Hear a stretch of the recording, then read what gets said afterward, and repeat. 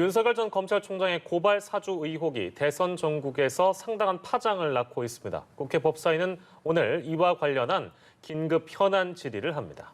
국회 취재기자 연결해 자세한 내용 알아보겠습니다. 박초롱 기자. 네, 국회 법사위는 잠시 후부터 윤석열 전 검찰총장의 고발 사주 의혹과 관련한 긴급 현안 질의를 진행합니다. 더불어민주당은 박범계 법무부 장관을 상대로 관련 의혹을 묻고 공세 수위를 높이겠다는 계획입니다. 고발 사주 의혹의 핵심은 윤 전 총장의 측근인 대검 간부가 야당 의원에게 실제 고발장을 건넸는지, 이 과정에 윤 전 총장이 관여했는지 여부입니다. 오늘 한겨레는 윤 전 총장 측근인 손준성 검사로 추정되는 인물과 국민의힘 김웅 의원의 텔레그램 대화 내용과 고발장 전문을 보도했습니다. 이에 윤석열 캠프의 윤희석 대변인은 윤 전 총장이 전혀 모르는 일이라고 밝혔고, 손준성 검사는 전혀 사실이 아니라는 입장문을 냈습니다. 민주당은 대검 감찰이 아니라 당장 수사로 전환해야 한다며 수사를 촉구했습니다. 송영길 대표 발언 들어보시겠습니다. 검찰과 야당의 공모 결탁 가능성이 더욱 분명해지고 있는 셈입니다. 1분 1초가 다급합니다. 신속한 수사 착수에 나서줄 것을 검찰과 공수처 관계기관에 강력히 촉구하는 바입니다. 국민의힘은 일단 자체 검증을 통한 정면 돌파로 방향을 잡아가는 분위기입니다. 이준석 대표는 국민의힘 대선 경선 후보들을 적극적으로 보호하고 또 검증할 수 있도록 후보 검증단 설치를 검토하겠다고 밝혔습니다. 오전엔 윤 전 총장과 1시간여 따로 면담하기도 했습니다. 면담 이후 윤 전 총장, 여권을 겨냥한 이런 발언을 내놨습니다. 일군의 정치 검사들과 여권이 소통을 해가면서 수사 사건들을 처리해 나간 것 자체가 그게 정치 공작 아니겠습니까?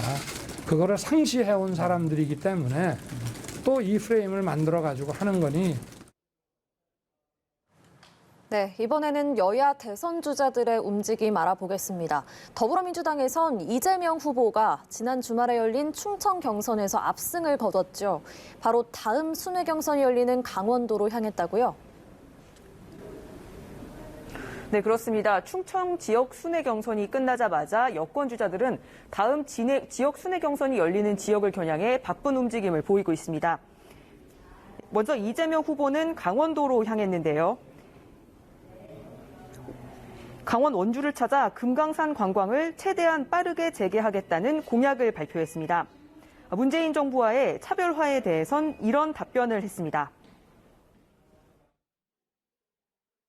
흑이냐 백이냐 자꾸 양자택일을 요구하는 질문을 많이 받아서 저도 연구를 했습니다.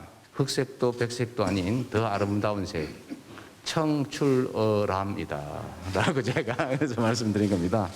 그래서 저는 일부러 차별할 필요가 없다고 생각해요. 네, 이번 주 일요일 열리는 강원도 경선과 함께 국민선거인단 64만 명의 투표 결과가 발표되는 슈퍼위크가 열리는데요. 다른 후보들은 1차 슈퍼위크 때 반전을 꾀해보겠다는 각오를 다지고 있습니다. 조직력이 강하다고 봤던 충청에서 타격을 입은 이낙연 후보의 경우 전략 수정이 불가피해졌는데요. 오늘 잡혀있던 일정을 대거 취소했고 캠프 인사들이 매주 여는 정례 기자간담회 일정도 미뤘습니다.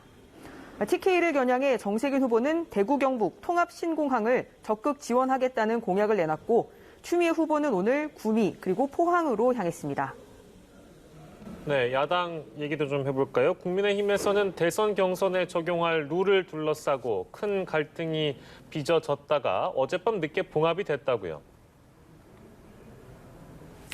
네, 그렇습니다. 국민의힘은 결국에는 역선택 방지 조항을 넣지 않기로 결정했습니다.